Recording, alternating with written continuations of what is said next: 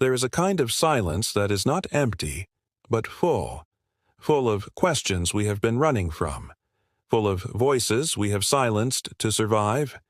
And in that silence, when we are truly alone, we meet someone we have forgotten, ourselves. We live in a world where solitude is often mistaken for loneliness, where being alone is seen as a failure to connect, rather than an invitation to return home. Every platform, every app, every marketing campaign whispers the same message. If you are not surrounded, validated, or busy, something must be wrong. But what if solitude is not a punishment, but a passage? There is an ancient intelligence in aloneness. In the cave, the monk meets God. In the forest, the poet finds verses. In exile, the philosopher begins to think freely. History does not remember the crowds. It remembers the few who dared to go within.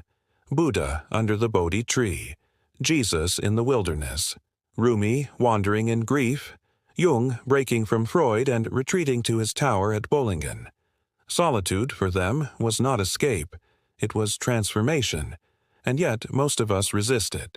We fill our schedules, numb our minds, and surround ourselves with noise, not because we are thriving, but because we are terrified of the silence.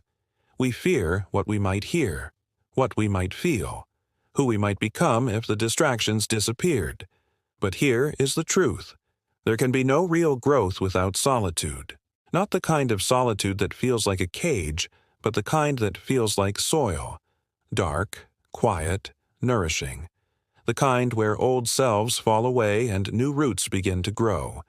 The kind where we are no longer performing, no longer negotiating our worth with the outside world, but simply being.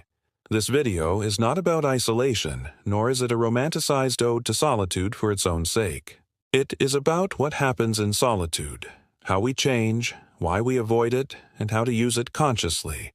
It is a guide for those who sense that something in them is waiting to be heard, and they need space to listen. Solitude is not always easy. It can be uncomfortable. But it is also sacred. It is where pain becomes clarity, where stillness becomes action, where the lost parts of you are found again. Not because someone came to rescue you, but because you remembered how to return to yourself. So let us begin. Not with noise, but with the quiet revolution of being alone, on purpose. To understand the power of solitude, we must first clear away the cultural confusion that surrounds it. Solitude is not the same as loneliness. Loneliness is the ache of absence, the longing for connection that feels just out of reach. Solitude, on the other hand, is chosen. It is deliberate. It is the act of stepping away not to disconnect from the world, but to reconnect with something deeper inside ourselves. This distinction is not new. In fact, the value of solitude has echoed across centuries, cultures, and philosophies. In ancient Greece, the Stoics believed that true wisdom could only arise when a man was able to sit alone with his own mind. Marcus Aurelius, Roman emperor and Stoic philosopher, wrote his meditations during moments of deep introspection as a way to ground himself amid the chaos of empire. His solitude was not a retreat from responsibility. It was a source of clarity in the face of it. Centuries earlier, in India, yogis withdrew from the noise of the world to the silence of the mountains. They were not running away. They were seeking union, yoga, with the self and the divine. They understood that the mind, left unattended, would scatter itself across the world, and so they turned inward, not out of despair, but out of discipline. The same thread continues in the Christian Desert Fathers, who abandoned the cities of the Roman Empire to live in isolation. These early mystics believed that the self could not be purified in the crowd. It had to be tested in solitude. In silence, they faced their own demons, greed, anger, pride, not metaphorically but experientially. Alone, they realized that the real battle was within. In Sufi tradition, the concept of khalwa, voluntary retreat, is central to spiritual awakening. It is in khalwa that the seeker empties the self, not to become nothing, but to become receptive. Rumi once wrote, A little while alone in your room will prove more valuable than anything else that could ever be given you. These were not idle words. They were forged through grief, separation, and the crucible of inner transformation. Even in Eastern philosophy, the Taoist sages found strength in stillness. The Tao Te Ching speaks often of withdrawal as a way of aligning with the Tao, the natural flow of the universe. The wise person does not chase the world's noise.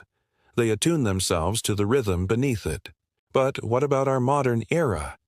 In the age of technology, solitude has become harder to access and even harder to value.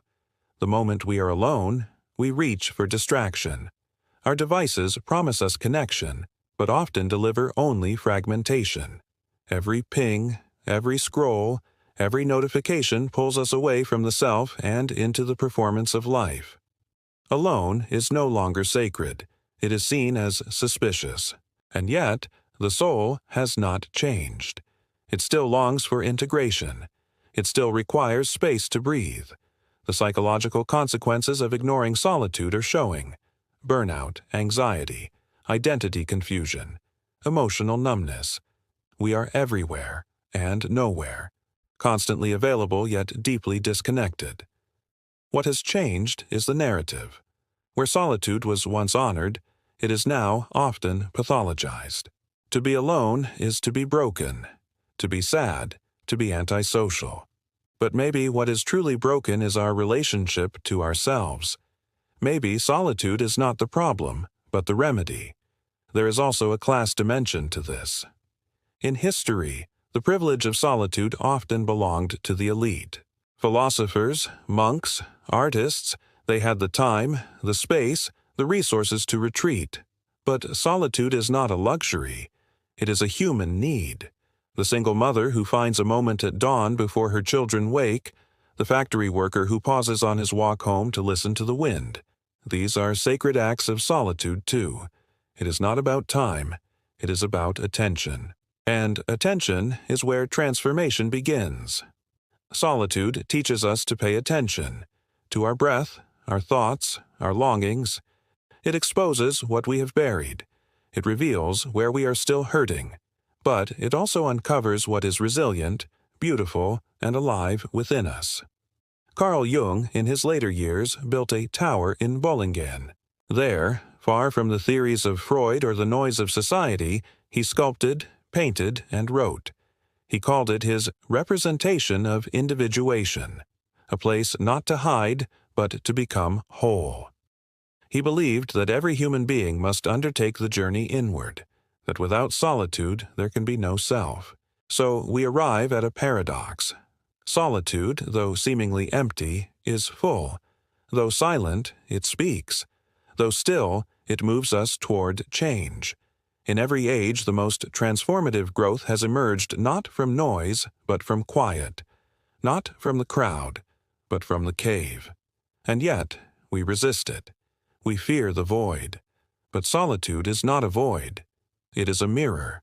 And in it, we are invited to see, not what the world wants us to be, but who we already are, beneath the noise. In the next section, we will explore how modern psychology understands solitude, how it affects our minds, our emotions, and our sense of self. Because while history has revered it, science has begun to measure its power. In modern psychology, solitude is undergoing a quiet redemption. For too long, it was viewed through the lens of pathology, as something to be avoided, a red flag signaling depression, withdrawal, or social dysfunction. But a growing body of research is revealing a different truth. Solitude, when chosen and intentional, is not only healthy, it is essential. One of the clearest distinctions modern psychologists make is between solitude and isolation. Isolation is imposed. It cuts us off. Solitude is elected. It reconnects us. The former tends to erode our sense of self, while the latter has the power to strengthen it. Dr. Reed Larson, a pioneer in the study of adolescent development, found that young people who spent time in solitude often emerged with a clearer sense of identity, improved emotional regulation, and deeper creative insight. Why? Because solitude reduces what psychologists call social noise, the constant input of other people's expectations, emotions, and judgments. In its absence, the mind begins to recalibrate. Our inner dialogue becomes more honest. The stories we tell ourselves are examined.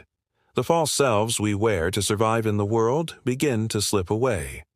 In this sense, solitude acts like a psychological mirror. The Jungian concept of the shadow becomes especially relevant here. Jung believed that the parts of ourselves we reject, the anger, envy, fear, vulnerability, do not disappear. They go underground, and it is in solitude, away from the masks and mirrors of society, that these shadows rise to the surface. To integrate the shadow is not to banish it. It is to recognize it as part of the self. And that process begins in stillness, in reflection, in the moments when we are not being watched, liked, or judged, when we are just with ourselves. There is also the role of solitude in creativity. The psychologist Mihaly Csikszentmihalyi, known for his work on flow states, observed that the most creative minds often oscillate between deep social engagement and long periods of solitude. The quiet allows the mind to wander, to make unexpected connections, to play. Without solitude, there is no depth. Without depth, there is no originality. Socially, this may feel counterintuitive. We are wired for connection, yes, but connection does not always mean presence with others. Sometimes, the deepest connection is internal. Solitude helps us reconnect with our values, our memories, and our unspoken needs.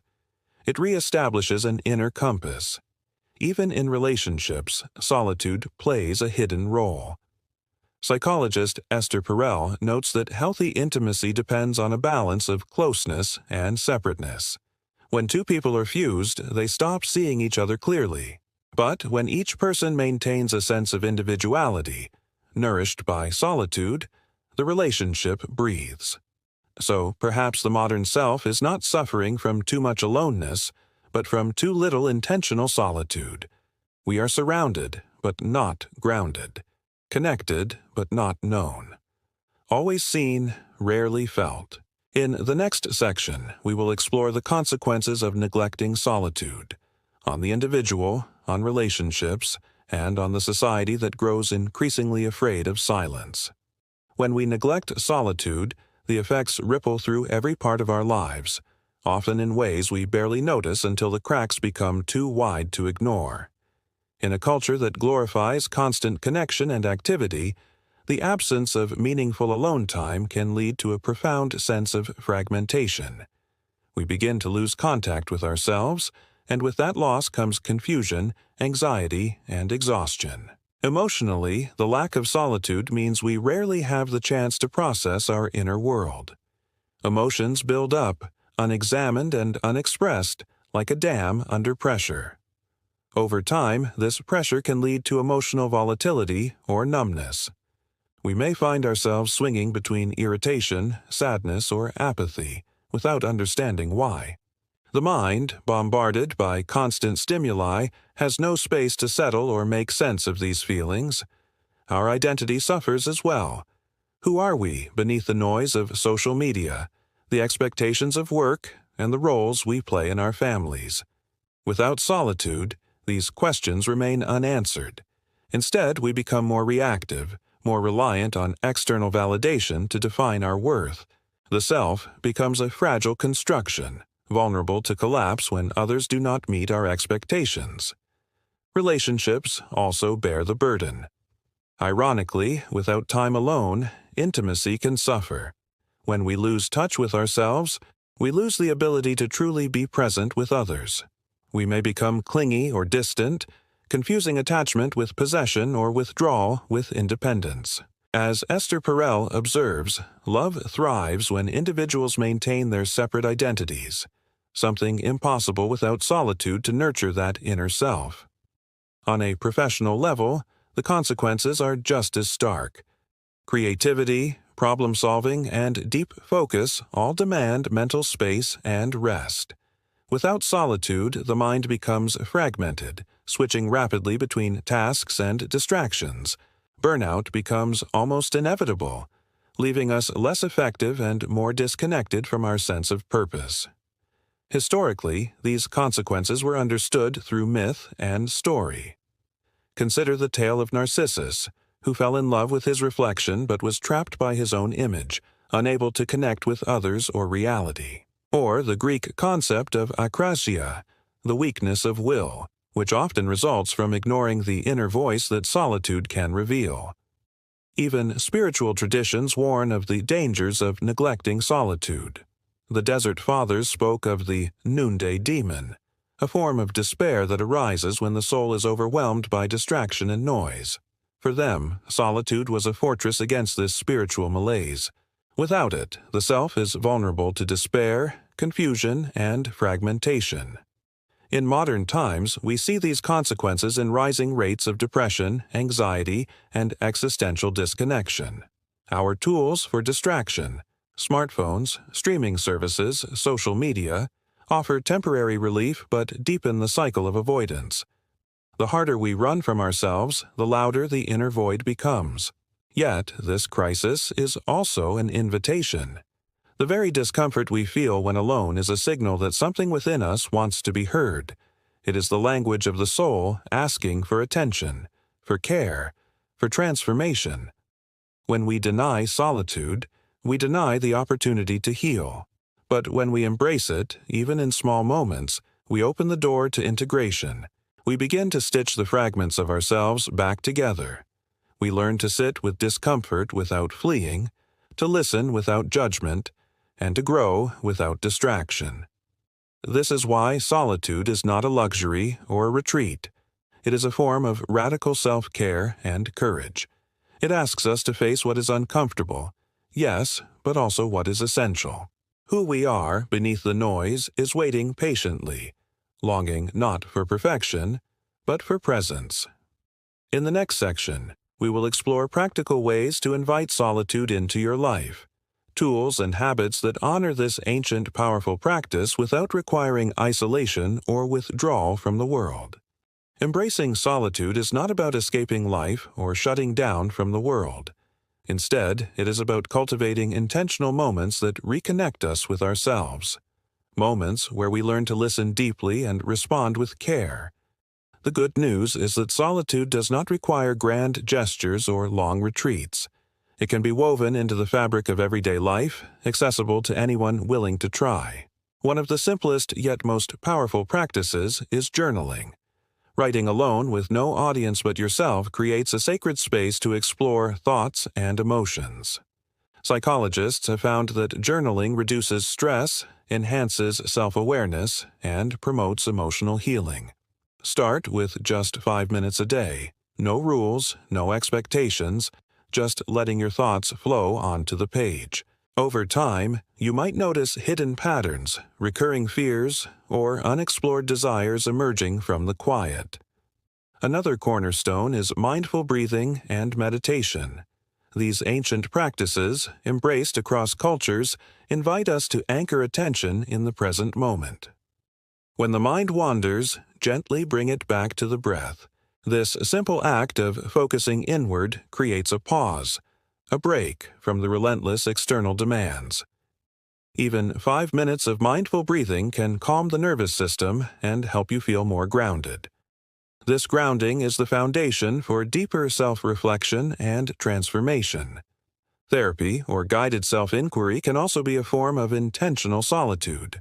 While therapy is social by nature, the work done between sessions, reflection, integration, self-observation, often happens in solitude.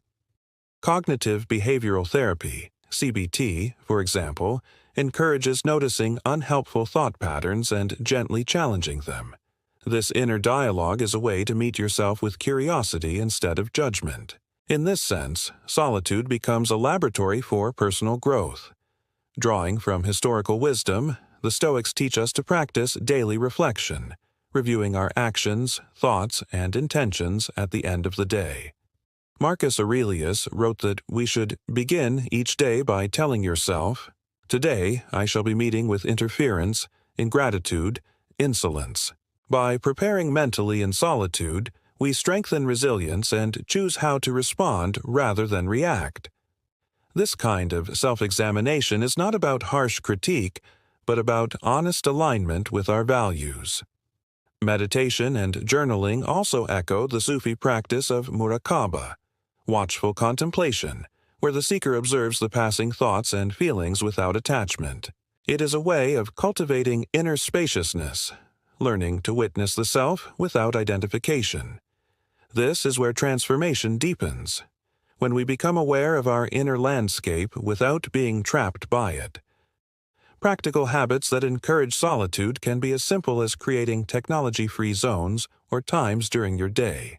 For example, turning off your phone for 30 minutes in the morning, or spending time walking without headphones. Nature is one of the most effective solitude teachers. The quiet of a forest or the rhythm of ocean waves invites us to slow down and reconnect. Studies show that spending time in nature reduces stress, improves mood, and enhances creativity. It is solitude in motion. It is important to remember that solitude is a practice, not a goal. It invites patience. Sometimes the silence feels uncomfortable or even scary. This discomfort is part of the process. It signals that you are touching something real beneath the surface. Instead of fleeing, lean into it gently. Trust that with time, the silence becomes a place of nourishment rather than emptiness. Another key mindset shift is to reject perfectionism in solitude. You do not need to do anything remarkable while alone. The act of being present with yourself is enough. Like a gardener tending soil, your job is to create space, to water, to wait. Growth happens in its own time. Lastly, consider solitude not as a withdrawal from the world, but as a source of deeper engagement. When you cultivate an inner life, your outer relationships and work become richer, more authentic. You bring more clarity, creativity, and compassion into the world. So, start small. Light a candle. Sit with your breath. Write a letter to yourself. Take a silent walk. In these acts, you plant the seeds of transformation. Solitude is an ancient gift, waiting patiently for you to unwrap it. As we come to the close of this journey into solitude, it's clear that the time we spend alone is far more than idle moments or mere absence of company. It is a powerful, transformative space, a place where the noise of the world fades and the whispers of the soul grow louder. Solitude invites us to meet ourselves fully, without distraction or pretense, and through that encounter to heal and grow. We have seen how solitude has been both feared and revered throughout history. From the desert fathers who embraced it as a path to spiritual clarity, to the philosophers who sought wisdom in quiet reflection. Across cultures and centuries, solitude has been a refuge and a crucible, a place where the self is broken down and rebuilt, stronger and more whole. In our modern world, where constant connection often blurs the boundaries between ourselves and others, solitude becomes even more essential. It is the antidote to distraction, the ground beneath the roots of our being. Without it, our emotions become tangled, our identities diffuse, and our relationships shallow. But solitude is not about escaping life. Rather, it is about deepening it, learning to be comfortable with our own company so that we can bring more presence and authenticity to every interaction and experience. It teaches us patience, self-compassion, and courage. The courage to face discomfort, the courage to be vulnerable, and the courage to grow. Reflect on your own relationship with solitude. How often do you allow yourself time alone, not just physically but emotionally and mentally? What stories arise in the quiet moments? What truths might be waiting for your attention beneath the surface? This journey is not linear or perfect. There will be times when solitude feels heavy or lonely. Yet in those moments, remember that this is the soil in which self-discovery takes root. The inner work of solitude is the most profound form of care you can offer yourself. So, as you move forward, consider solitude not as a burden or punishment, but as a sacred practice, a daily gift you give yourself. In this gift lies the potential for transformation, the chance to reclaim your inner life, to reconnect with your deepest values, and to emerge into the world renewed, with clarity and purpose. The question remains, how will you make space for solitude in your own life? Will you dare to sit with yourself, to listen, and to grow? If this exploration of solitude has resonated with you, then know that you are not alone in this journey. We are all navigating the complexities of connection and disconnection, presence and distraction. But by choosing to embrace solitude, you take a bold step toward reclaiming your personal power and deepening your self-awareness. Here, in this space, we seek more than surface-level answers. We dive into the depths of psychology, history, and the human soul, together. If you want to continue exploring what it means to master your inner world, to understand the subtle forces that shape your mind and emotions, and to live with greater purpose and clarity, I invite you to subscribe and join our growing community. This channel is a place for meaningful reflection, emotional intelligence, and real growth, not just quick fixes or shallow motivation. Here, you will find insights that challenge and inspire, tools that empower you to transform, and stories that connect the past with the present. Remember, transformation is a process, not an event. We move forward step by step, often facing discomfort along the way. But every moment spent in honest self-reflection, every breath taken in mindful solitude, brings you closer to the fullest version of yourself. So, if you are ready to walk this path with us, to cultivate deeper awareness, stronger boundaries, and visionary leadership in your own life, subscribe now and turn on notifications. Together, we can create a space of growth, courage, and wisdom. Thank you for sharing this time with me. The journey inward is the most profound adventure we can take, and I am honored to walk it with you.